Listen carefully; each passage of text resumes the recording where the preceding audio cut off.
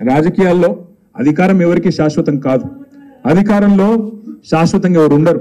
కానీ అధికారం పోంగనే ఆగమాగమైపోయి ఇవాళ తమ తమ ప్రయోజనాలు తమ స్వీయ ప్రయోజనాల కోసం ఇవాళ అవతల వైపు పోయి పోవడమే కాకుండా ప్రజలను మోసం చేసే కార్యక్రమం. ఆయన మొన్న రంజిత్ రెడ్డి ఒక సోషల్ మీడియాలో ఒక పోస్ట్ పెట్టిండు. చందన్ వెల్లినట రంజిత్ రెడ్డి మొత్తం పరిశ్రమలు తెచ్చిండట. యాదయ్య గారి సహకారం లేదట, యాదయ్య గారిది ఏం లేదట, మా తమ్ముడు అవినాష్ రెడ్డిది ఏం లేదట, మొత్తం రంజిత్ రెడ్డి పట్టుకొచ్చి అక్కడ పరిశ్రమలన్నింటినీ పెట్టించిన అని చెప్పి సోషల్ మీడియాలో చెప్పుకుంటా ఉన్నాడు. ఇంతకంటే సిగ్గుచేటు ఇంకోటి ఉంటుందా?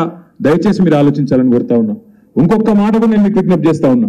మళ్ళీ రేపు వచ్చి ఇదే పట్నం మహేందర్ రెడ్డి ఇదే రంజిత్ రెడ్డి వచ్చి కేసీఆర్ గారి కాళ్ళు పట్టుకున్న మళ్ళా పార్టీలోకి రానియము అనే మాట కూడా నేను ఈ సందర్భంగా మీకు విజ్ఞప్తి చేస్తా ఉన్నా.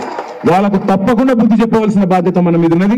వచ్చి కేసీఆర్ కాళ్ళు పట్టుకున్న మళ్ళీ అధికారంలోకి వచ్చినాక వాళ్ళని మాత్రం మళ్ళీ రానిచ్చే ప్రసక్తే లేదనే మాట కూడా నేను మీకు విజ్ఞప్తి చేస్తా ఉన్నా. రాజకీయాల్లో అధికారం ఎవరికి శాశ్వతం కాదు. అధికారంలో శాశ్వతంగా ఎవరు ఉండరు.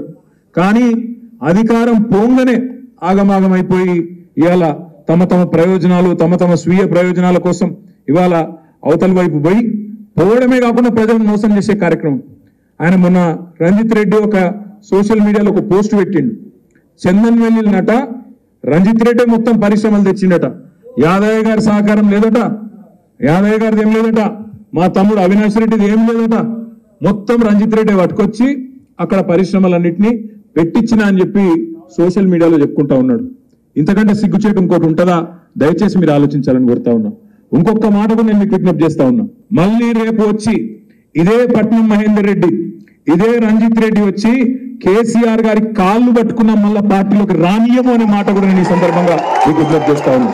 వాళ్ళకు తప్పకుండా బుద్ధి చెప్పవలసిన బాధ్యత మన మీద ఉన్నది.